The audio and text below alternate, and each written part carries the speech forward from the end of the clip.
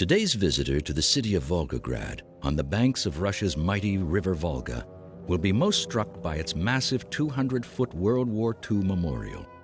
This commemorates the dead of Stalingrad, the city's former name.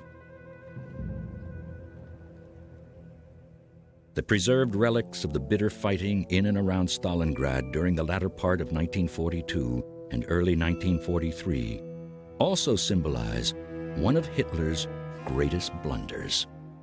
Over 250,000 German soldiers were trapped in the city. Hitler's obstinacy in refusing to allow them to break out of their pocket not only caused the deaths of almost all of them, but also marked the major turning point of the war on the Eastern Front.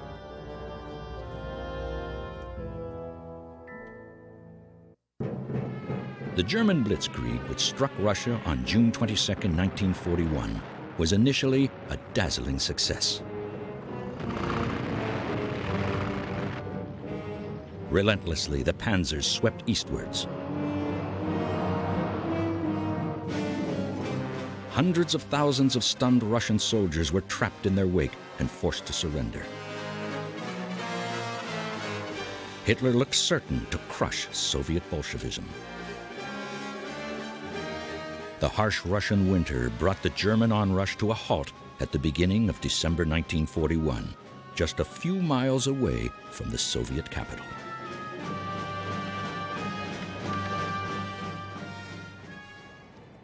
In the immediate aftermath of the failure to capture Moscow, Hitler sacked a number of his senior army commanders. Most notable was Field Marshal Walter von Brauchitsch, the German army's commander-in-chief. Hitler declared that he would personally take over his position and control the army's operations himself. Hitler had been meddling in military operations since the beginning of the war, but now he was to exert an increasing iron grip, one which was to have ultimately fatal consequences. The German army spent the winter of 1941 and 42 on the defensive. But Hitler was determined that once the Russian spring came, his armies would again take to the offensive and crush the Soviet Union.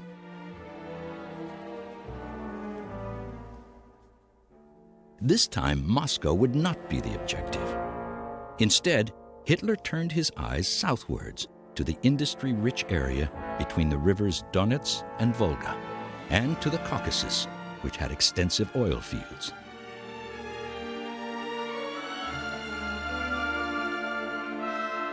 Fedor von Bock, who commanded Army Group South, was put in charge of this ambitious operation.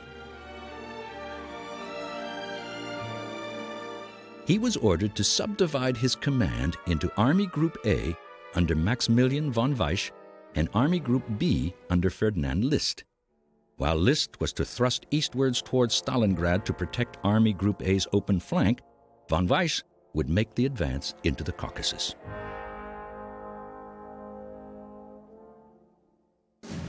Army Group A launched its attack on June 28, 1942. List began his offensive 10 days later. To avoid becoming trapped, the Russians withdrew their forces in the face of the German advance. This frustrated Hitler. Mistakenly believing that large numbers of Russian troops remained west of the River Don, he halted the advance on Stalingrad and switched most of its armor to Army Group A. Hitler's meddling continued. Dissatisfied by what he saw as von Bock's tardiness, he sacked him and dissolved his headquarters, enabling the Führer to take direct command of von Weiss and List. On July 25th, List's Army Group A broke out of its bridgeheads on the lower Don and plunged into the Caucasus. The advance was rapid. Soon the terrain became a desert.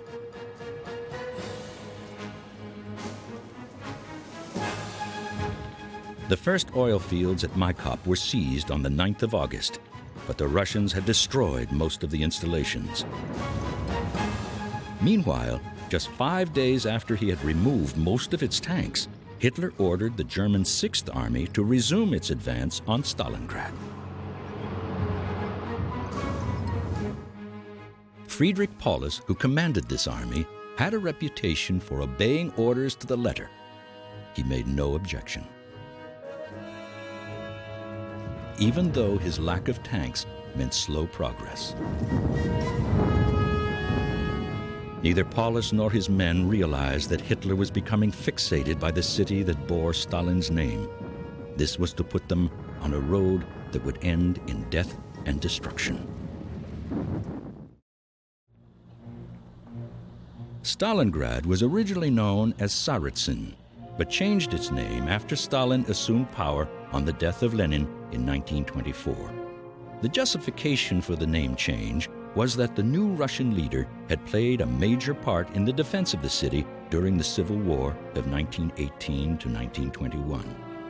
Soon, Stalingrad became a flourishing communist city, acting as a conduit for the produce of the vast collective farms which surrounded it. It also became a major industrial center based on its vast tractor factory. By the beginning of August 1942, the plant had switched to the production of T-34 tanks, which would become one of the Red Army's war-winning weapons.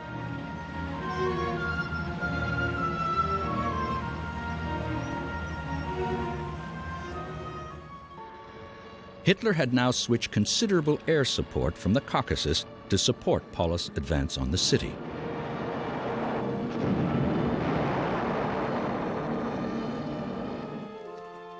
This helped the German Sixth Army to approach the outskirts of Stalingrad by the 10th of August. The Soviet High Command became aware of the threat and hurriedly mobilized Stalingrad's citizens to help prepare defenses in front of the city.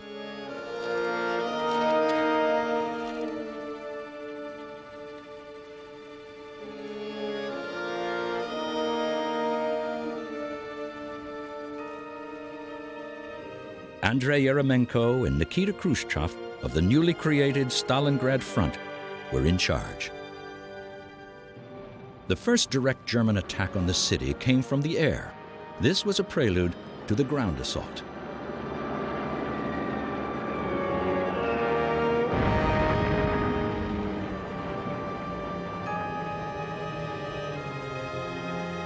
As attention began to focus on Stalingrad, far to the south, the German offensive in the Caucasus was grinding to a halt. The men of Army Group A had reached the foothills of the Caucasus Mountains, but their supply lines were now very stretched, and they were feeling the lack of air support. On the 23rd of August, German mountain troops placed their flag on the highest peak in the range, Mount Elbrus.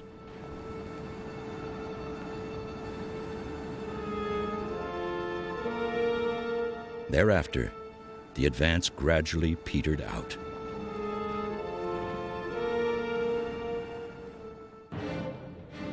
Meanwhile, Stalin had issued orders that Stalingrad was to be held at all costs. This was not just because it was named for him. He feared that its capture would isolate southern Russia. He sent his chief troubleshooter, Grigory Zhukov, to oversee its defense. Russian reinforcements began to arrive, and the Germans faced even stiffer resistance as they approached the suburbs of Stalingrad.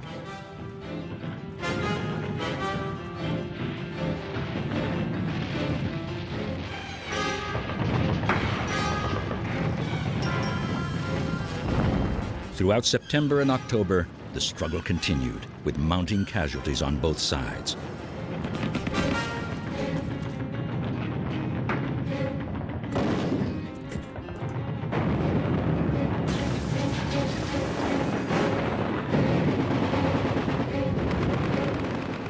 The combat was especially fierce in and around the ruins of the tractor factory. Vasily Chukov and his 62nd Army, who were defending the city, eventually found themselves clinging on to just a narrow strip of the city on the west bank of the Volga.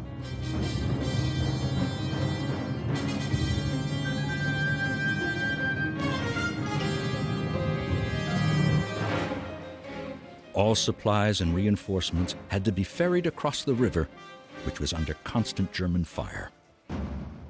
Winter now arrived, and the heavy German casualties forced the High Command to turn to the armies of Germany's allies. Two Romanian armies now protected the flanks of the Sixth Army and Hermann Roth's 4th Panzer Army, which was helping Paulus.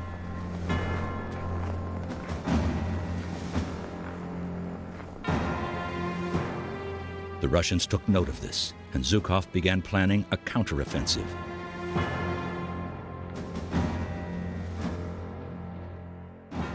In the north, Nikolai Vatutin's southwest front and Konstantin Rosokovsky's Don front would attack the Romanian Third Army, while part of Andrei Yeramenko's Stalingrad front would assault the Romanian Fourth Army in the south. On November 19, 1942, the southwest and Don fronts began their attack. Next day, it was the turn of the Stalingrad front. The offensive sliced through the Romanians.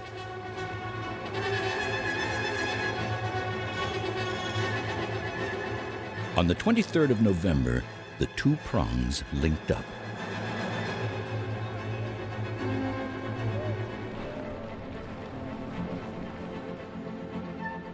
The German forces at Stalingrad were now cut off from the remainder of Army Group B. The following day, Hermann Göring told Hitler that his Luftwaffe could keep Paulus resupplied. Hitler ordered the Sixth Army to stand fast rather than break out. This was to be an ultimately fatal blunder. Göring's boast that air resupply could maintain the German Sixth Army in the Stalingrad pocket was an empty one from the outset. Paulus needed a minimum of 750 tons per day, but the Luftwaffe only had a capacity for a third of this amount. The winter weather meant that this was seldom achieved. Hitler now planned a hasty operation to relieve the Sixth Army. He placed the man who was generally considered to be Germany's most capable commander, Erich von Manstein, in charge, creating Army Group Don for the purpose. This also took Paulus under its command.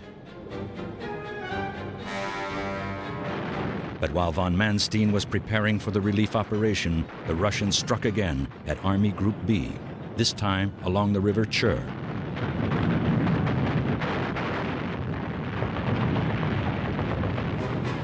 They failed to break through, but von Manstein was forced to deploy some of the forces earmarked for the Stalingrad relief operation. This caused the attack to be postponed.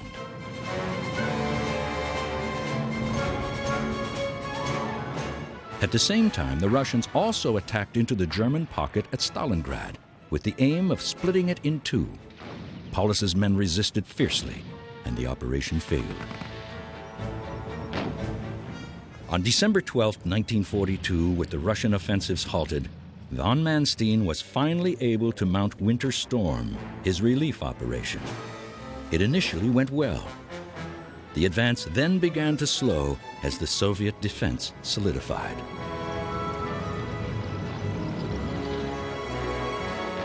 Even so, von Manstein continued to push forwards.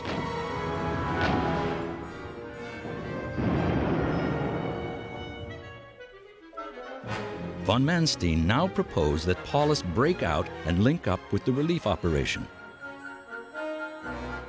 The Sixth Army commander, conscious of Hitler's order to stay put, declined.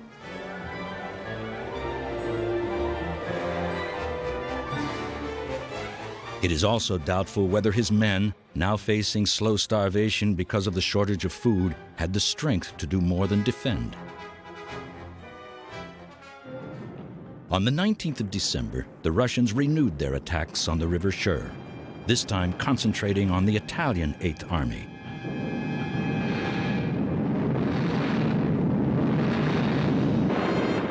They quickly broke through and captured the main airfield supplying Stalingrad.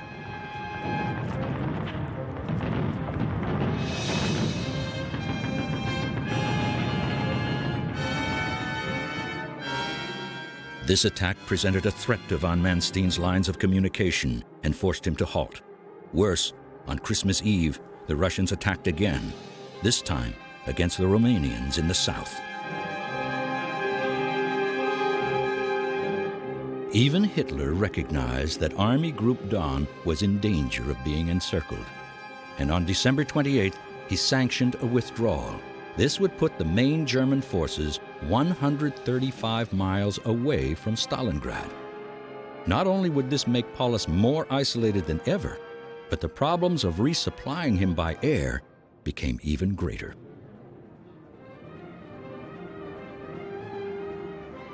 Now the Russians could concentrate on reducing the Stalingrad pocket. They planned to attack from the west and drive the Germans back into the city itself. But first, on January 8, 1943, they sent emissaries with surrender terms to General Paulus. He rejected them. 2 days later, the final Soviet offensive against the Stalingrad pocket began.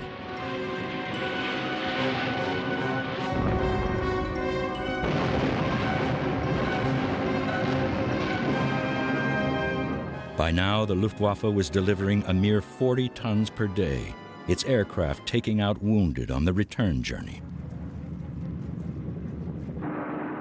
Marauding Soviet fighters shot down ever more German aircraft, aggravating the supply problems.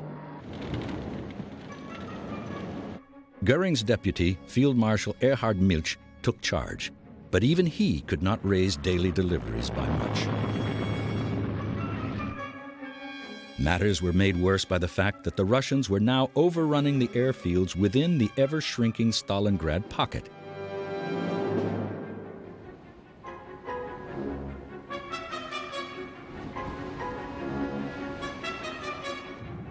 Eventually, the Luftwaffe was reduced to the desperate measure of dropping supplies. As Paulus's men struggled back into Stalingrad itself, they did so in the knowledge that Hitler had now refused to allow anyone to break out.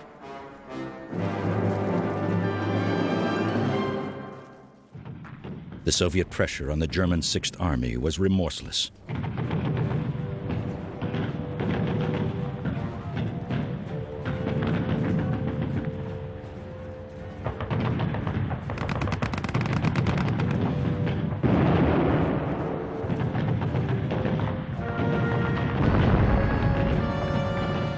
By the end of January 1943, the German hold on Stalingrad had been reduced to just 2 small pockets within the city itself. On the 30th of January, the anniversary of Hitler's coming to power, Goering made a special broadcast in praise of the defenders of Stalingrad.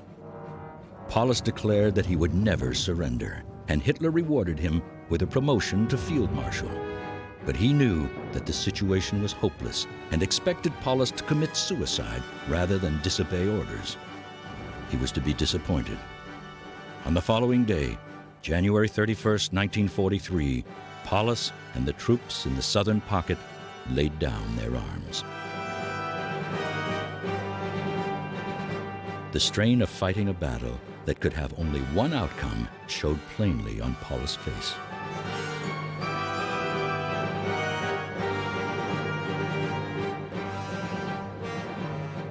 Those in the northern pocket held out for another 48 hours before finally accepting the inevitable.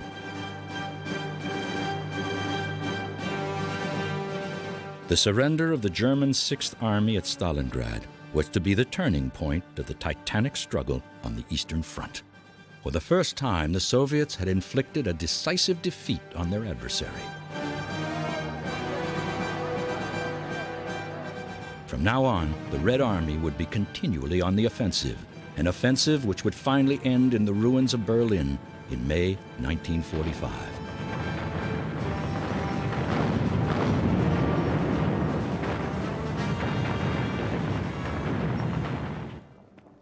"91,000 German soldiers went into captivity at Stalingrad.